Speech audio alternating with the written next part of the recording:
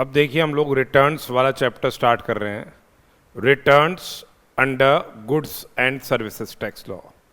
तो बेसिकली क्या होता है, रिटर्न क्या है चीज़, आपको एक स्टेटमेंट भेजना होगा इन प्रिस्क्राइब्ड टाइम लिमिट।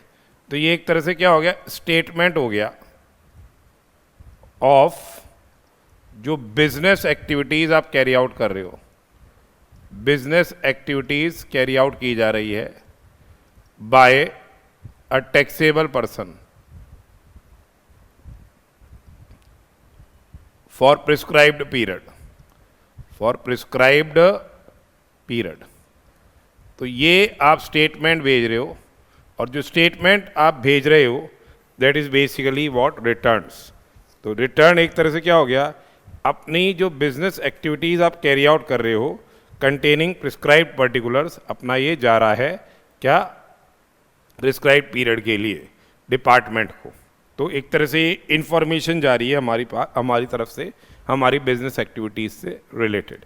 अब किस तरह से अपन रिटर्न फाइल कर सकते हैं, एक तो लॉगिन करके जीएसटी पोर्टल, कॉमन पोर्टल को लॉगिन करके वहाँ फाइल किया जा सकता है।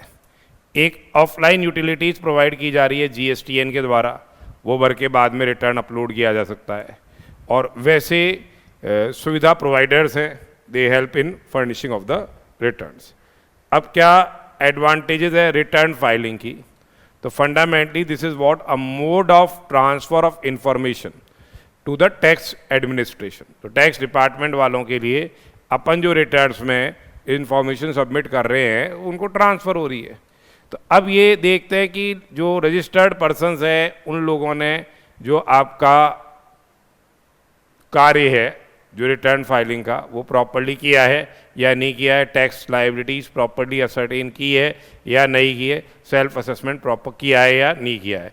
That is what, compliance verification program of tax administration.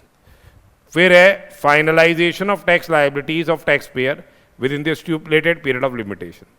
ये फाइनलाइज करेंगे tax liabilities of tax payer within से stipulated period of limitation, providing necessary inputs for taking policy decisions, providing से नेसेसरी इनपुट्स फॉर टेकिंग से policy decisions, and management of से audit and anti evasion programs, management of audit and anti evasion programs of से for tax administration. तो ये basically advantages of filing the returns हैं। अब हमारे पास जो returns, जो स्टेटमेंट्स अपने को जीएसटी डिपार्टमेंट को फर्निश करने हैं वो अपन एक बार डिस्कस कर लेते हैं। सबसे पहले है जीएसटीआर 1। जीएसटीआर 1 है आपका स्टेटमेंट ऑफ आउटवर्ड सप्लाईज। तो जो आप आउटवर्ड सप्लाईज इफेक्ट कर रहे हो ड्यूरिंग द टैक्स पीरियड, उसका ये स्टेटमेंट है। ये मंथली बेसिस पे और क्वार्टरली बेसिस पे जाता है। जिन लोगों ने quarterly return monthly payment scheme का ऑप्शन एक्सरसाइज किया हुआ है, जिन लोगों ने quarterly return monthly payment scheme का ऑप्शन एक्सरसाइज किया हुआ है, उन लोगों को ये जो स्टेटमेंट है वो क्वार्टरली बेसिस पे फाइल करना है। और जिन लोगों ने ये ऑप्शन एक्सरसाइज नहीं किया और जिनका टर्नओवर 5 करोड़ से एक्सीड कर रहा है, उन लोगों के लिए ये जीएसटीआर 1 स्टेटमेंट मंथली बेसिस पे जाएगा। अब यहाँ पे मंथली स्टेटमेंट जा रहा है आउटवर्ड सप्लाईज का ऑफ गुड्स एंड सर्विसेज।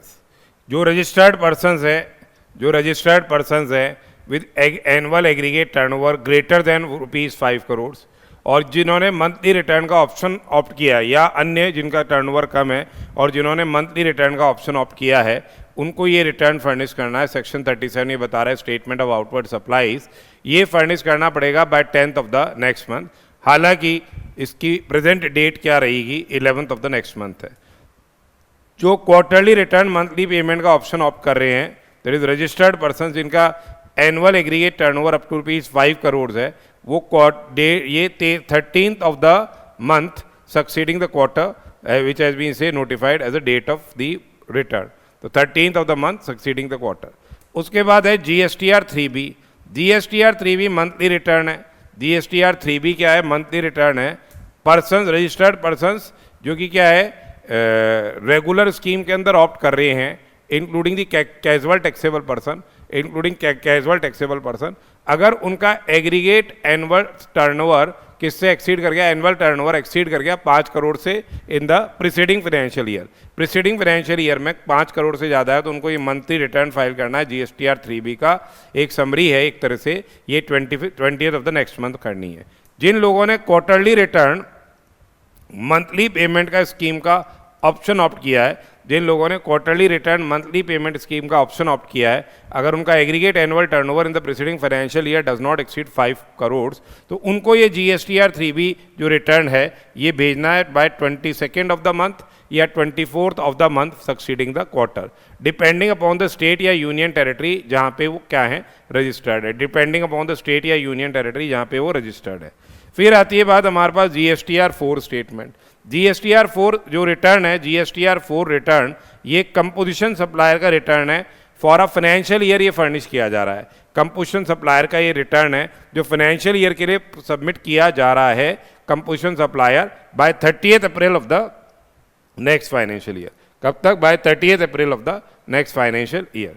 उसके बाद देखिए GST CMP 08 statement, GST CMP 08 statement furnish करना है अपने को। दिस इज स्टेटमेंट ऑफ से सेल्फ असेस टैक्स। हर क्वार्टर का ये जो स्टेटमेंट है ये देना पड़ेगा by 18th of the month succeeding the quarter. कब तक? By 18th of the month succeeding the quarter by a person जो कि कंपोजिशन स्कीम ऑप्ट कर रहा है। ठीक है, तो ये एक एक चीज़ हम और आगे और वापस से डिस्कस कर लेंगे।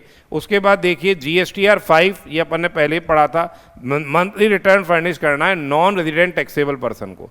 किसको फर्निश करना है? ये नॉन रेजिडेंट टैक्सेबल पर्सन को फर्निश करना है by 20th of the month, 20th of the next month, या जब उसका रजिस्ट्रेशन कैंसिल हो रहा है या रजिस्ट्रेशन उसका खत्म हो रहा है तो with in 7 days after the registration, जो भी दोनों में से क्या हो पहले हो, 20th of the next month या within 7 days after the expiry of the registration, within 7 days after the expiry of registration से विचेवर से अर्लियर।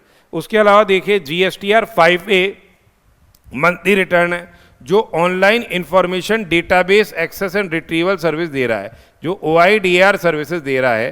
किसको दे रहा है? नॉन टैक्सेबल ऑनलाइन रेसिपिएंट्स को दे रहा है। जो OIDR सर्विसेज दे रहा है नॉन टैक्सेबल ऑनलाइन रेसिपिएंट को, ये नॉन टैक्सेबल टेरिटरी में है और ये नॉन टैक्सेबल ऑनलाइन रेसिपिएंट यहाँ पे टैक्सेबल टेरिटरी के अंदर लोकेटेड है। जो नॉन बिजनेस यूजर्स हो गए तो यहाँ फॉरवर्ड चार्ज मैकेनिज्म रहता है।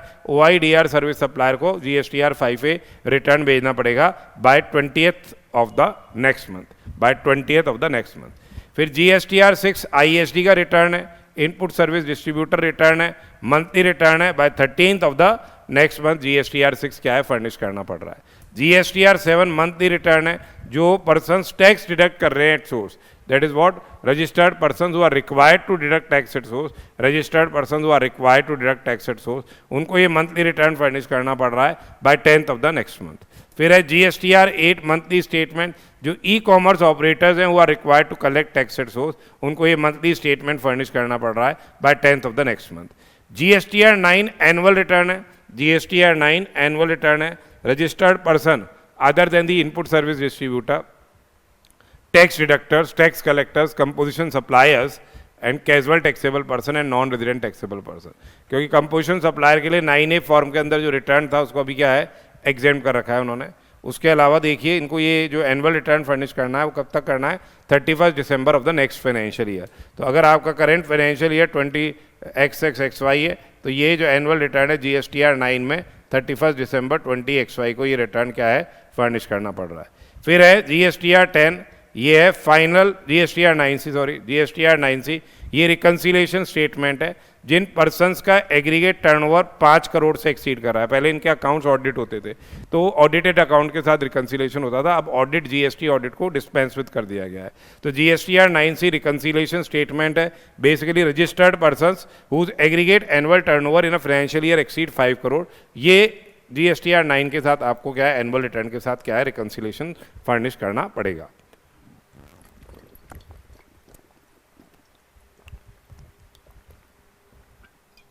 ठीक है,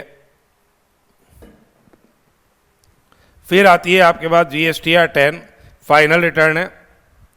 ये टैक्सेबल पर्सन जिसका रजिस्ट्रेशन हैज़ बीन कैंसल्ड और सरेंडर्ड उसको ये रिटर्न भरना है within 3 months from the date of cancellation or the date of order of cancellation, whichever say later, within 3 months from the date of cancellation or the date of order of cancellation, whichever say later.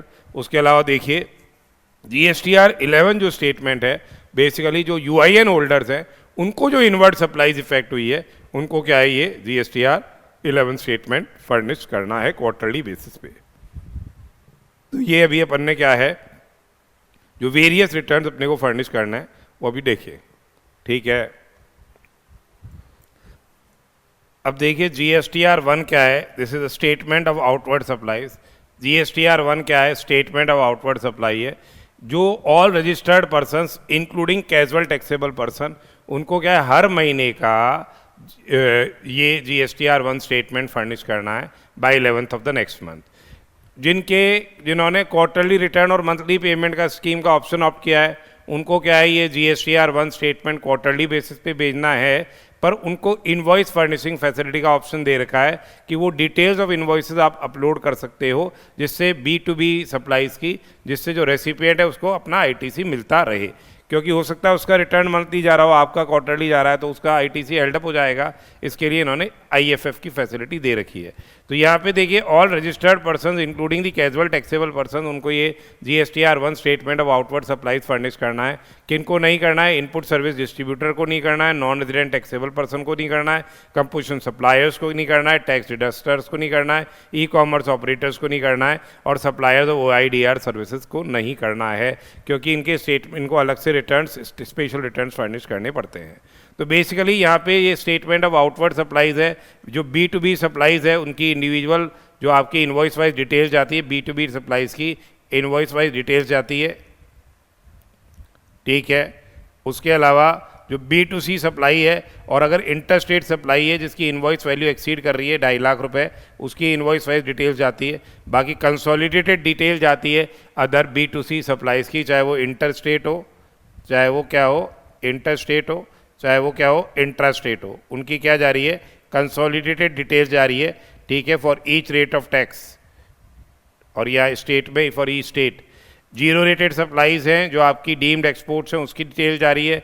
Debit note और credit note जो आपने जारी की है, nil rated या फिर exempted या non GST supplies, amendments of prior period and advances received and advances से एडजस्टेड, ये GSTR 1 के अंदर क्या है, आपको ये स्टेटमेंट भेजना है, ठीक है। देखिए GSTR 1 के अंदर अपने को जो B2B सप्लाईज है, B2B सप्लाईज है, उसकी क्या देनी पड़ेगी, इनवॉइस वाइज डिटेल्स देनी पड़ेगी। B2B सप्लाईज की इनवॉइस वाइज डिटेल देनी पड़ेगी, ठीक है, B2B सप्लाईज की। क्यों B2B सप्लाईज की इनवॉइस वाइज डिटेल्स देनी है, B2B सप्लाईज की इसलिए इनवॉइस वाइज डिटेल्स देनी है because the recipient will be entitled to avail what, the input tax rate. क्योंकि रेसिपिएंट को क्या मिलना है, ITC मिलना है। तो रेसिपिएंट को ITC मिलना है तो आपको इनवॉइस वाइज डिटेल देनी पड़ेगी, चाहे वो इंटर स्टेट सप्लाई हो, चाहे वो इंट्रा स्टेट सप्लाई हो, चाहे वो इंटर स्टेट सप्लाई हो, चाहे वो इंट्रा स्टेट सप्लाई हो। आपको क्या है इस केस के अंदर invoice wise details are required to be uploaded. अब जब बात आती है B2C सप्लाईज की, B2C सप्लाईज की अगर इंटर स्टेट सप्लाईज हैं, B2C सप्लाईज की यदि ये इंटर स्टेट सप्लाईज है और इनवॉइस वैल्यू एक्सीड कर रही है 2.5 लाख रुपए से, इनवॉइस वैल्यू एक्सीड कर रही है क्या 2.5 लाख रुपए से, तब तो आपको क्या है invoice wise details are required to be uploaded. Invoice value exceed कर रही है 2.5 लाख रुपए से, तो invoice wise details are required to be uploaded, but invoice value does not exceed ₹2,50,000। तो फिर क्या है, consolidated details, consolidated details state wise, consolidated details for each rate of tax, for each rate of tax is to be uploaded, for each rate of tax is to be uploaded।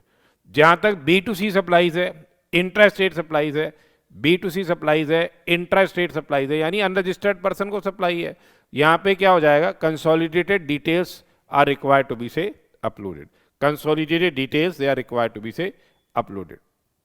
अब देखिए what are the cases where the registered person basically is debarred from furnishing the details of outward supplies in form GSTR 1 या with while furnishing the invoice furnishing facility। तो देखिए अगर आपने GSTR 3B furnish नहीं किया है, अगर आपने GSTR 3B फर्निश नहीं किया है प्रीसीडिंग मंथ का, तो फिर आप GSTR 1 करेंट मंथ का फर्निश नहीं कर सकते हो।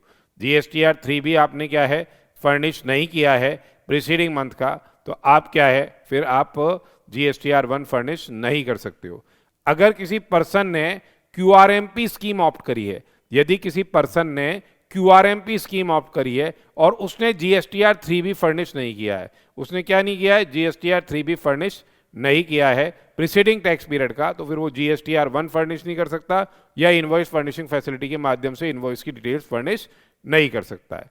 उसके अलावा देखिए, यदि अपन ने क्या किया GSTR 1 में आपने जो आउटवर्ड सप्लाईज डिक्लेयर की, आपने जो आउटवर्ड सप्लाईज डिक्लेयर करी, ये एक्सीड कर रही है किससे, जो GSTR 3B के अंदर आपने रिटर्न में आपने जो आउटवर्ड सप्लाईज पे जो टैक्स दे रहे हो, जिसके संदर्भ में इंटीमेशन दी गई प्रॉपर ऑफिसर को, प्रॉपर ऑफिसर के द्वारा अंडर रूल 88C, और आपने उस इंटीमेशन डिफरेंसेस को अकाउंट फॉर नहीं किया, ना ही टैक्स का पेमेंट किया, इंटरेस्ट का पेमेंट किया, तो उस केस के अंदर भी वो आपको क्या है GSTR 1 की ब्लॉकिंग कर सकते हैं।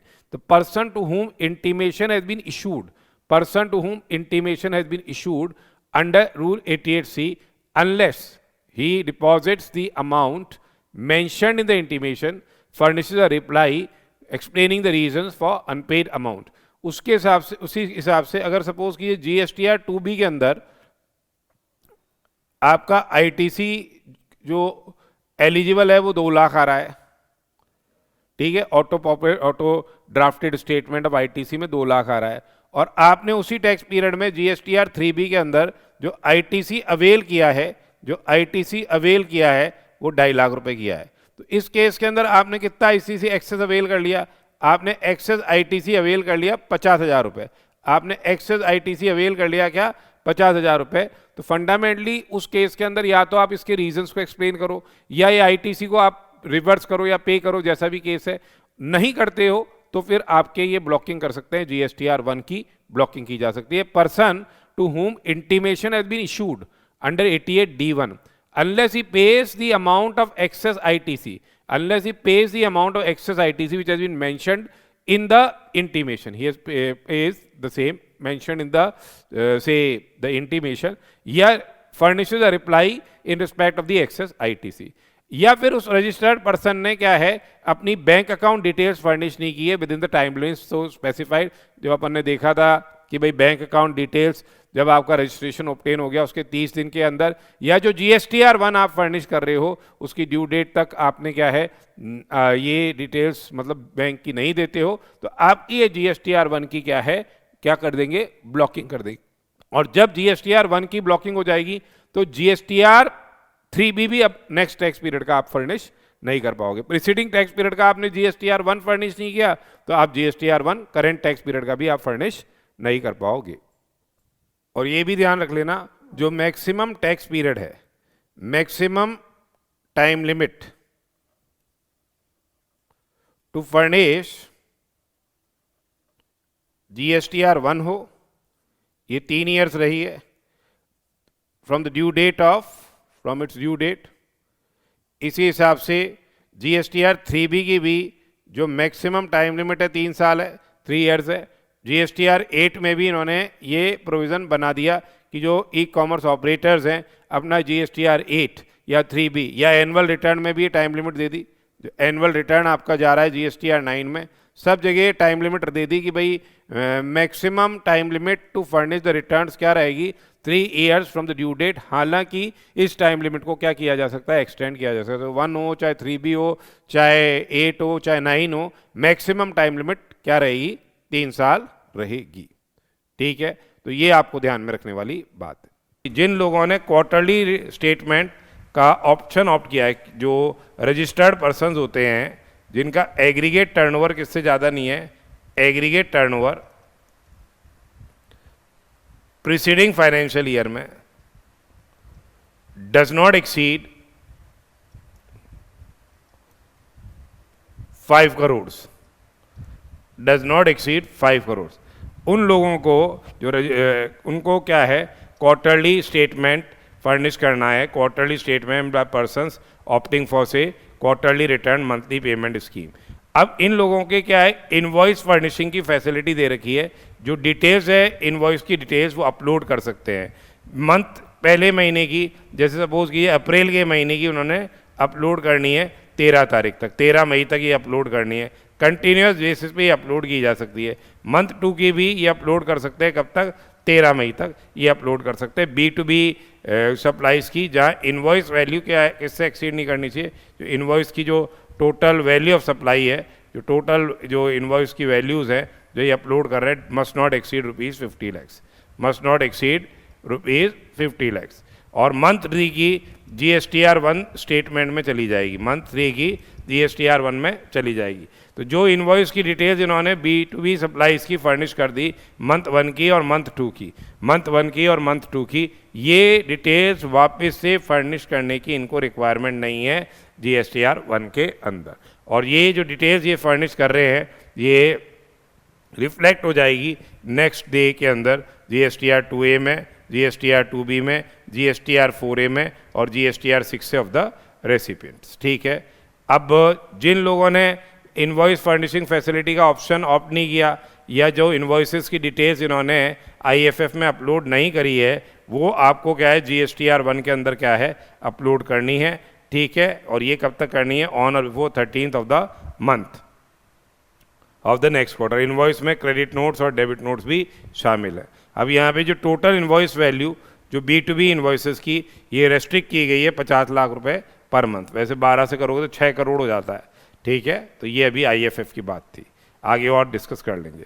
अब एक है फॉर्म GSTR1 अगर हमने भरा, हमने फॉर्म GSTR1 भरा तो जो रेसिपिएंट्स है उसके GSTR2A और 2B के अंदर ये बेसिकली ऑटो पॉपुलेट हो जाएगी इनवॉइस की डिटेल्स। तो बेसिकली GSTR2A एक क्या है, ये system generated read only statement है, system generated read only statement है of inward supplies, of inward supplies for a recipient, और जो कि अपडेट होता है on real time basis, same is updated on real time basis. और ये जो GSTR2B जो स्टेटमेंट है बेसिकली ये ऑटो ड्राफ्टेड स्टेटमेंट है ऑफ इनपुट टैक्स क्रेडिट। ये क्या है, ऑटो ड्राफ्टेड स्टेटमेंट है of input tax credit containing the details of the ITC, and ये अवेलेबल हो जाता है रजिस्टर्ड पर्सन को every month. Basically it is a statistic statement, it available only once a month. तो ये क्या है, एक तरह से स्टैटिस्टिक स्टेटमेंट है, the same is available only say once a month. अब यहाँ पे जो GSTR2B का जो स्टेटमेंट है, जो GSTR2B का स्टेटमेंट है, ऑन बेसिस ऑफ विच क्या है, recipient is entitled to avail ITC, जिसके आधार पे रेसिपिएंट क्या ले रहा है, ITC ले रहा है। तो देखो जो first and second month of quarter है, फर्स्ट और सेकेंड मंथ ऑफ क्वार्टर है, ये डिटेल्स क्या है आपको अवेलेबल हो जाएगी अ डे आफ्टर, जैसे 13 तारीख को अपने को IFF में ये इनवॉइस की डिटेल्स डालनी है, 14 तारीख को क्या है अवेलेबल हो जाएगा। A day after the due date of furnishing the details of outward supply for the said month in the invoice furnishing facility by registered person opting QRMP या in form GSTR1 by registered person other than opting QRMP, जो भी दोनों में से क्या हो बाद में हो। ठीक है, उसमें ये स्टेटमेंट उनको मिल जाएगा। थर्ड मंथ ऑफ क्वार्टर का तो ये कब मिल जाएगा, day after the due date of furnishing the details of outward supply of said month in form GSTR1 by registered person opting for QRMP। और नॉर्मली भी ये उसी समय ही क्या है मिलेगा सबको। तो बेसिकली ये क्या हो गया, स्टेटमेंट हो गया इन फॉर्म GSTR3B। अब बात आती है quarterly return and monthly payment scheme की। अब क्या है, हमारे पास आ गया quarterly return and monthly payment scheme. Eligibility किसकी है, QRMP स्कीम की, यानी रिटर्न तो भेजेंगे क्वार्टरली बेसिस पे। GSTR1 भी इनका क्वार्टरली जा रहा है, GSTR3B भी इनका क्या है क्वार्टरली जा रहा है, GSTR1 भी क्वार्टरली जा रहा है, GSTR3B भी क्वार्टरली जा रहा है। तो एलिजिबिलिटी क्या हो गई, tax payers having aggregate annual turnover up to ₹5 crore in the preceding financial year. Eligibility क्या हो गई, कौन से टैक्स पेयर्स एलिजिबल हो गए इसके लिए, जिनका aggregate turnover up to ₹5 crore in the preceding financial year, वो एलिजिबल हो गए। Tax payers having aggregate turnover up to ₹5 crore in the preceding financial year, वो एलिजिबल हो गए। क्राइटेरिया ये है कि उन्होंने अपना जो लास्ट रिटर्न है वो एज ऑन ड्यू डेट अपना जमा करा दिया हो, तब वो ये ऑप्शन को एक्सरसाइज कर सकते हैं। अब जैसे सपोज कीजिए उनको जुलाई, अगस्त, सितंबर क्वार्टर में QRMP पे करना है, तो इसका प्रीसीडिंग क्वार्टर क्या हो गया, अप्रैल से लेके जून वाला क्वार्टर प्रीसीडिंग हो गया। तो ये ऑप्शन एक्सरसाइज किया जा सकता है 1 मई से लेके कि मैं अगले क्वार्टर में QRMP दूंगा 31 जुलाई तक। ये 1 मई से लेके 31 जुलाई, यानी सेकेंड मंथ के फर्स्ट दिन से लेके जो जुलाई का महीना है, पहला महीना है जिस क्वार्टर में ऑप्शन एक्सरसाइज कर रहे हो, उसके लास्ट डे तक। तो tax payers can opt for any quarter from first day of second month, ये ऑप्ट कर सकते हैं from first day of second month of the preceding quarter to the last day of the first month of the quarter for which option is exercise, for last day of the month of the quarter for which option is say exercise. अब validity of option 1 exercise here, एक बार अगर उन्होंने option exercise कर लिया particularly quarter में, तो आगे वाले क्वार्टरों में बार बार थोड़ी ऑप्शन एक्सरसाइज करना है, तो वो रहेगा जब तक कि क्या है ये विड्रॉ नहीं कर जाते। विड्रॉ कब कर जाएंगे, जब ये इनकी इच्छा होगी, या अगर इनका टर्नओवर ही 5 करोड़ से एक्सीड कर गया तो ऑटोमेटिकली ये स्कीम इनकी खत्म हो जाएगी। तो tax payers are not required to exercise their option every quarter where such option has been exercise once, where the option has been exercise once, तो फिर क्या हो जाएगा, they shall continue to furnish the return, they shall continue to furnish the return as per the selected option for future tax periods unless they revise the said option, unless they revise the said option। ठीक है, अब देखिए जो QRMP scheme है, जो QRMP scheme है ये GSTN wise आप ऑप्ट कर सकते हो। अगर आपके एक से ज़्यादा प्लेस ऑफ बिजनेस है तो आप क्या है, ये GSTN वाइज क्या है, ये QRMP स्कीम क्या है, ऑप्ट कर सकते हो। ठीक है, अब आप आगे बढ़िए। यहां पे टैक्स पेमेंट मंथली करना है, ऑप्शन क्या है, या तो आप फिक्स्ड सम मेथड के हिसाब से पे कर सकते हो या सेल्फ असेसमेंट मेथड के हिसाब से, या तो फिक्स्ड सम मेथड के हिसाब से पे कर सकते हो या क्या है सेल्फ असेसमेंट मेथड के हिसाब से। तो tax due in respect of each of the first 2 months of the quarter, ये आपको क्या पे करना पड़ेगा by depositing pre filled GST PMT 06, pre filled GST PMT 06 ये जमा कराना है। Payment is to be made by 25th of the succeeding month, ये पैसा जो जमा कराना है ये क्या कराना है 25th of the succeeding month तक ये पे करना है।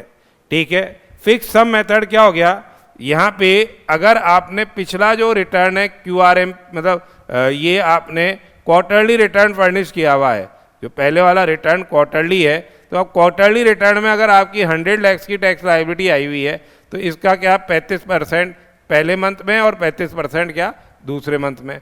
और अगर आपका यही मंथली रिटर्न जा रहा है तो जो भी लास्ट रिटर्न गया है उसमें सपोज करो 20 लाख की टैक्स लायबिलिटी आई हुई है, तो 20 लाख उस महीने में और 20 लाख अगले महीने में, ये आपके फिक्स सम मेथड के हिसाब से पेमेंट करना है। तो pay the tax due in each of the first 2 months of the quarter, pay the tax due in each of the first 2 months of the quarter, that is 35% of the tax paid in cash, 35% of the tax paid in cash in the return for the preceding quarter where the return was furnished say quarterly, और ये deposit कराना है अपने को by 25th of the month succeeding the month, ये tax liability आपको जमा करानी है। Tax liability paid in cash in the return for last month of the immediately preceding quarter with the return has been say furnished।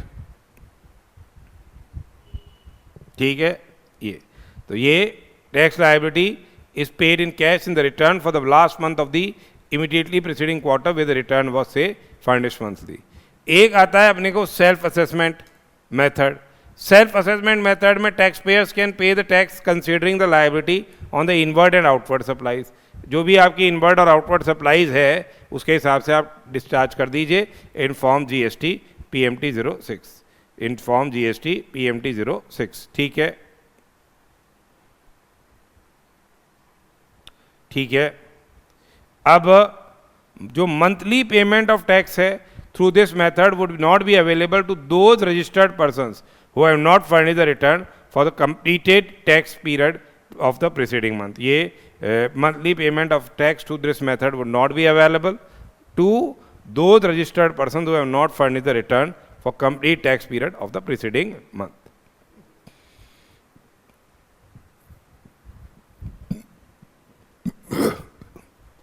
अब यहाँ पे देखिए आगे, जो ये तो ऐसे हो गया।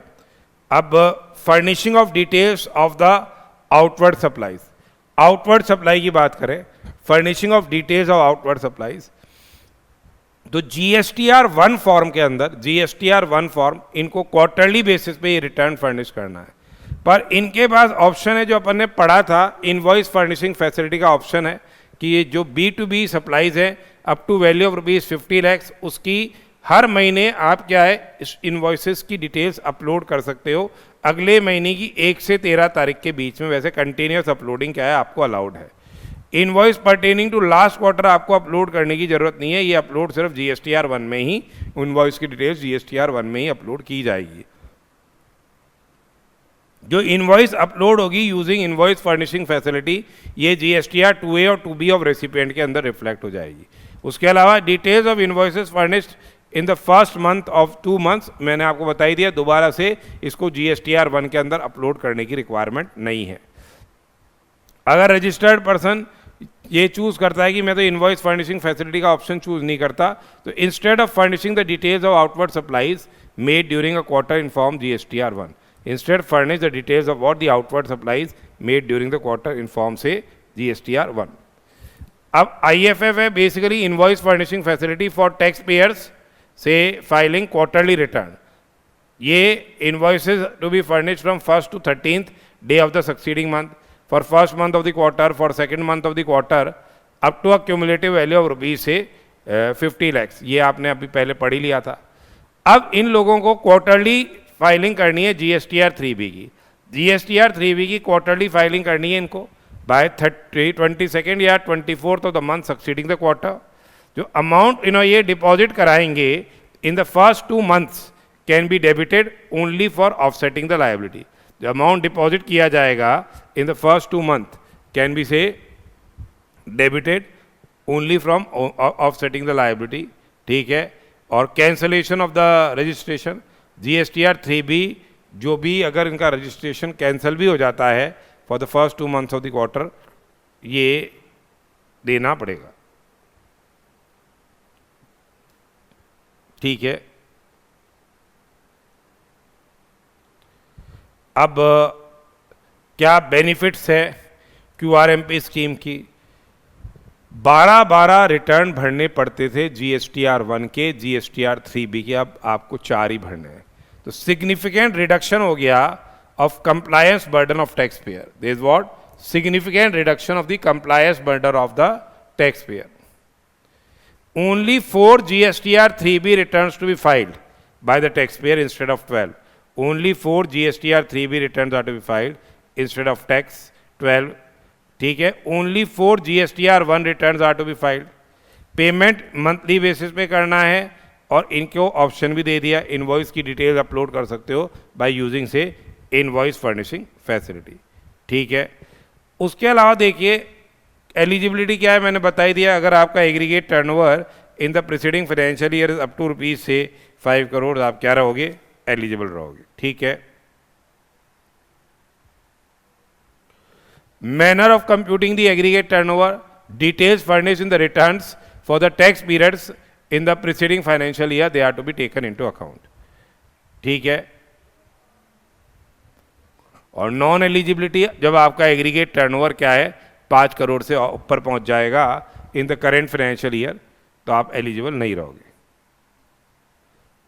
Opting out of QRMP scheme, the taxpayers they में opt out of QRMP scheme अगर आपका aggregate turnover has exceeded what 5 crore in the financial year, या availability of the facility of opting out of QRMP scheme for a quarter. आप वैसे भी चाहो तो out कर सकते हो, जैसे आपने ऑप्ट इन किया वैसे ही आप ऑप्ट आउट भी कर सकते हो, जैसे आपने ऑप्ट इन किया वैसे ही आप ऑप्ट आउट भी कर सकते हो। जैसे अब आपको सपोज कीजिए जनवरी, फरवरी और मार्च क्वार्टर में आपको नहीं रहना इसमें, तो इसके प्रीसीडिंग क्वार्टर क्या है, अक्टूबर, नवंबर, दिसंबर। तो 1 नवंबर से लेके 31 जनवरी तक आप कह सकते हो कि भाई मुझे अगले क्वार्टर यानी जनवरी फरवरी क्वार्टर में नहीं रहना है इस स्कीम के अंदर। ठीक है,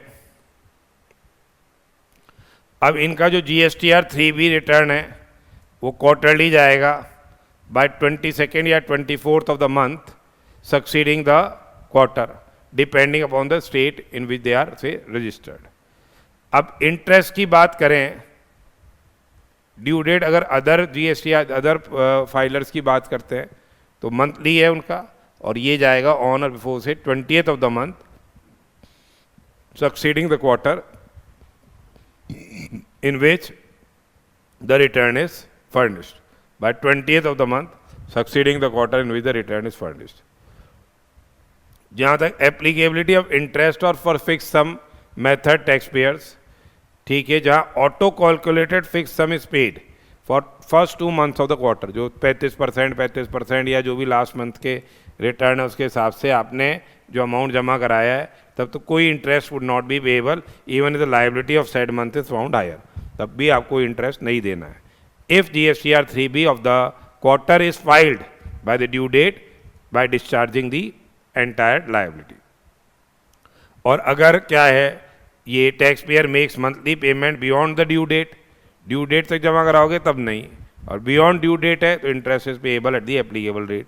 और अगर GSTR 3B ड्यू डेट के बाद जमा कराया है तो interest will be payable as per the provisions of section 50 for the tax liability net of से ITC।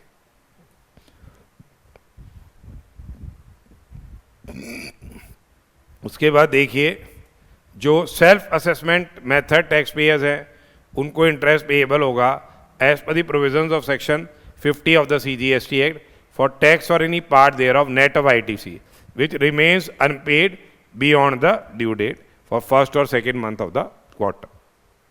ठीक है, अब GSTR 3B अपन ने देख ही लिया, ये फर्निश करना पड़ रहा है all persons including casual taxable persons, पर किन को नहीं फर्निश करना पड़ रहा, इनपुट सर्विस डिस्ट्रीब्यूटर्स को नहीं करना पड़ रहा, नॉन रेजिडेंट टैक्सेबल पर्सन्स को नहीं करना पड़ रहा, कंपोजिशन टैक्स पेयर्स को नहीं करना पड़ रहा, tax deductors, ecommerce operators and suppliers of OIDR services, इनको ये GSTR 3B रिटर्न फर्निश नहीं करना पड़ रहा है। अब क्या देनी पड़ रही है अपने को, basic and other details, GSTIN, legal name of the registered person, tax period, ये बेसिक डिटेल्स हो गई। अब यहाँ पे जाती है क्या, पूरी समराइज डिटेल्स जा रही है, summarise details of the outward and inward supplies liable under to reverse charge. फिर है summarise details of say inter state supplies made to registered persons, composition taxable persons and UIN holders, eligible ITC and ineligible ITC, value जो exempt supply है, nil rated and non GST inward supply, payment of tax and TDS and TCS credit. तो ये details इसमें GSTR 3B एक तरह से summarise details इसमें जा रही है।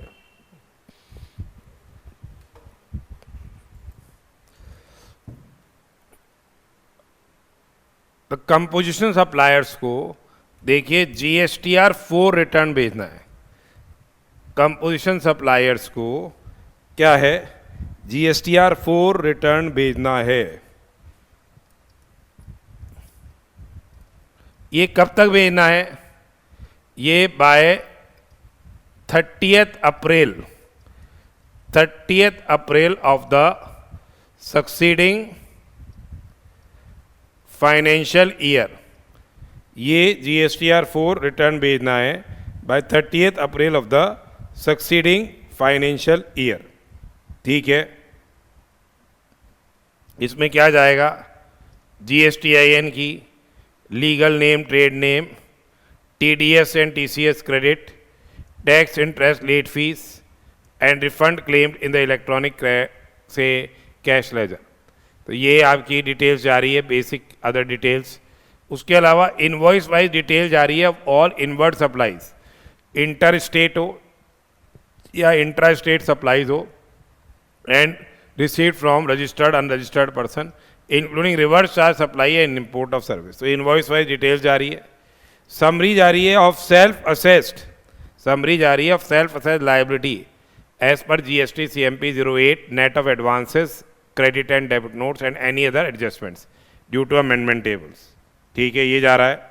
उसके अलावा tax rate wise details, tax rate wise details जा रही है of outward supplies and inward supplies. Tax rate wise details जा रही है of outward supplies and inward supplies, attracting reverse charge, net of advances, credit note and debit notes and other adjustment due to amendments etcetera.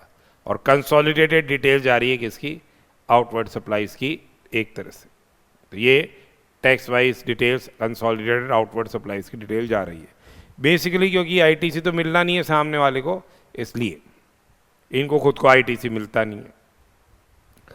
अब अगर कोई regular tax payer था, अगर कोई regular tax payer था, उसने क्या है कंपोजिशन स्कीम का ऑप्शन ऑप्ट कर लिया, तो जितने टाइम वो रेगुलर टैक्स पेयर था उसका वो GSTR 3B और GSTR 1 स्टेटमेंट भेजेगा। ठीक है, तो जो return relating to the period prior to opting for composition scheme, return relating to the period prior to opting of the composition scheme, वो क्या है फिल किया जाएगा। कब तक, till the due date of furnishing the return for the month of September following the financial year or data of furnishing of the annual return, or say furnishing of annual return whichever is say earlier, or furnishing of annual return whichever is earlier। अब अगर suppose कीजिए कोई composition supplier है और वो exit करता है composition scheme से और स्विच ओवर कर लेता है किसमें, रेगुलर स्कीम में। वो एग्जिट करता है किससे, कंपोजिशन स्कीम में, और स्विच ओवर करता है रेगुलर स्कीम में। तो उसमें कंपोजिशन स्कीम का उसको एक तो CMP 08 स्टेटमेंट भेजना पड़ेगा, जो भी ये एग्जिट कर रहा है 18th of the month succeeding the quarter, और एक GSTR 4 रिटर्न भेजना पड़ेगा। ठीक है, 30th April of the end of the financial year during which the withdrawal also falls. ठीक है, तो ये तो लॉजिकल है। जो उसके पेंडिंग रिटर्न्स हैं वो सारे इनको क्या है, जिस भी स्कीम में थे वो एक तरह से क्या है भेजने होंगे, ये उस तरह से एक तरह से क्या है भेजने होंगे, ये बता दिया इन्होंने। ठीक है, अब आगे बढ़िए।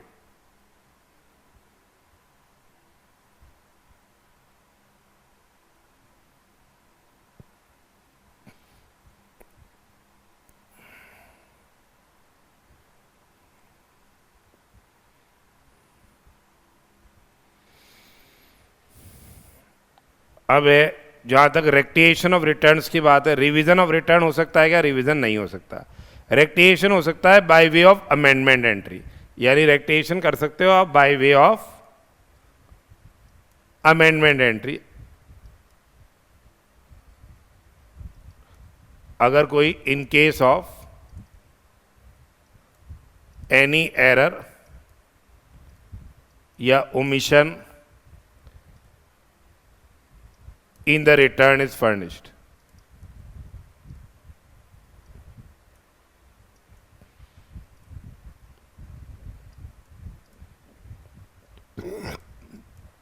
Here rectification on account of say अगर कोई स्क्रूटनी है, ऑडिट है, इंस्पेक्शन या एनफोर्समेंट एक्टिविटी, वो परमिजिबल नहीं है। क्या मैक्सिमम टाइम लिमिट रहेगी रेक्टिफिकेशन की, क्या मैक्सिमम टाइम लिमिट रहेगी रेक्टिफिकेशन की, that is what the due date for filing of return for September or quarter ending September of the next financial year, or the actual date of filing of annual return whichever is say earlier, whichever is say earlier। ठीक है, अब यहाँ पे देखिए fees जो है इन्होंने streamline की है। पुराने वाले जो GSTR 1 और 3B अगर आपने फर्निश नहीं किए हैं तो यहाँ पे देखिए, अगर कोई रजिस्टर्ड पर्सन है जिसका वो है filed nil statement of outward supply या उसकी जो GSTR 3B में टैक्स लायबिलिटी नील है, तो उस केस के अंदर उसके लिए जो लेट फीस रहेगी 500 रुपये, 250 रुपये तो CGST की और 250 रुपये SGST की रहेगी, 500 रुपये IGST की रहेगी, ठीक है। और registered person other then those covered in से 1, जिन्होंने अगर उनका एग्रीगेट टर्नओवर 1.5 करोड़ से कम है तो मैक्सिमम फीस उनकी रहेगी 2000 रुपये, ठीक है। मैक्सिमम फीस उसकी रहेगी 2000 रुपये, 1000 CGST, 1000 SGST और 2000 IGST की मैक्सिमम फीस 2000 रुपये है। और अगर उनका टर्नओवर 5 करोड़ से एक्सीड कर रहा है तब तो उनको नॉर्मल लेट फीस लगेगी, और उनका टर्नओवर 1.5 करोड़ से एक्सीड कर रहा है 5 करोड़ तक है तो 2500 रह जाएगी, CGST की 2500, SGST की 2500, ठीक है, और IGST 5000। ये लेट फीस इन्होंने क्या है प्रिस्क्राइब करी है, ठीक है।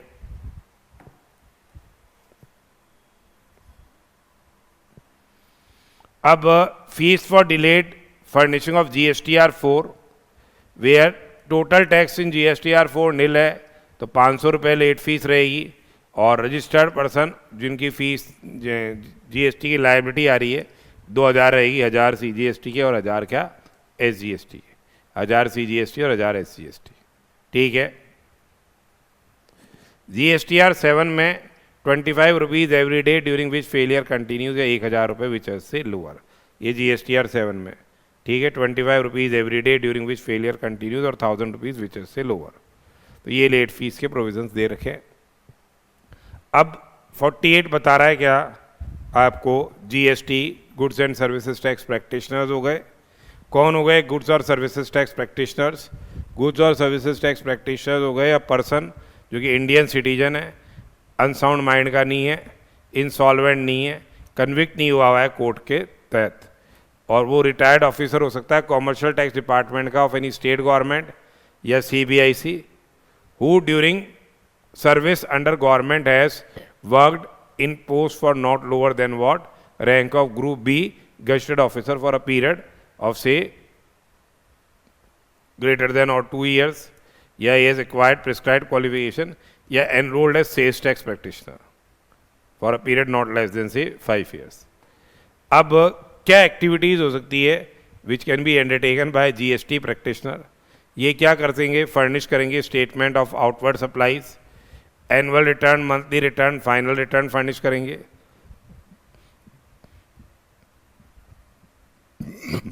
टैक्स पेयर्स के बिहाफ पे they can deposit the amount in से electronic cash ledger, furnish information for generation of say e-way bill, they will furnish the information for generation of e-way bill, furnish details of the challans in prescribed form, furnish क्या है detail करेंगे of the challans in prescribed forms, ठीक है।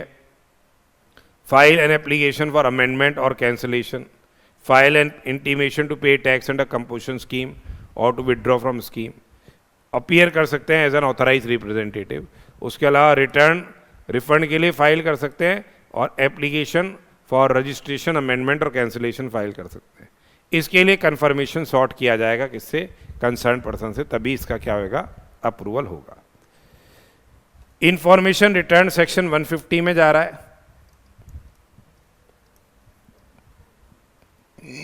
Prescribed persons को prescribe transaction से related information return देना है। जैसे टैक्सेबल पर्सन हो गया, स्टेट गवर्नमेंट की जो वैट अथॉरिटी हो गई या सेल्स टैक्स अथॉरिटी हो गई, इनकम टैक्स अथॉरिटी हो गई, बैंकिंग कंपनी हो गया, ठीक है, स्टेट इलेक्ट्रिसिटी बोर्ड हो गया, स्टेट डिस्ट्रीब्यूशन इलेक्ट्रिसिटी डिस्ट्रीब्यूशन ये से अथॉरिटी हो गई, लोकल अथॉरिटी एंड से अदर पब्लिक बॉडी या एसोसिएशन, रजिस्ट्रार या sub registrar appointed under section 6 of the registration act, registrar within the meaning of the companies act, ठीक है।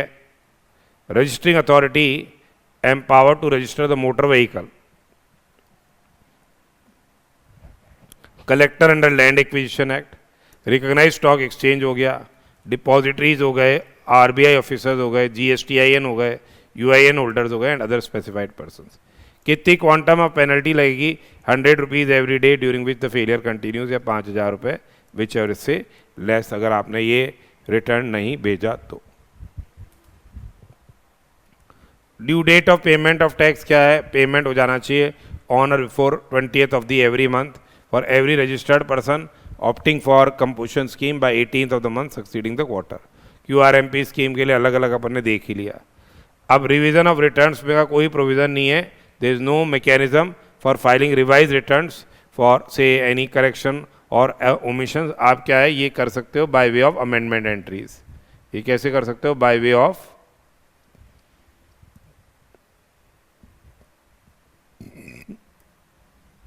Amendment entries, ठीक है, इन द सब्सिक्वेंट रिटर्न, जब भी आपको अमेंडमेंट नोटिस होता है, ठीक है।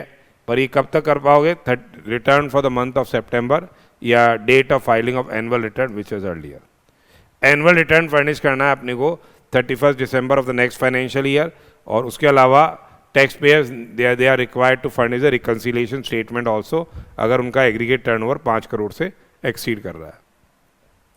लेट फीस हो गई आपकी सेक्शन 47 के अंदर, अगर वो रजिस्टर्ड पर्सन है वो fails to furnish the returns under 39, तो लेट फीस है 100 rupees every day subject to maximum of 5000 rupees.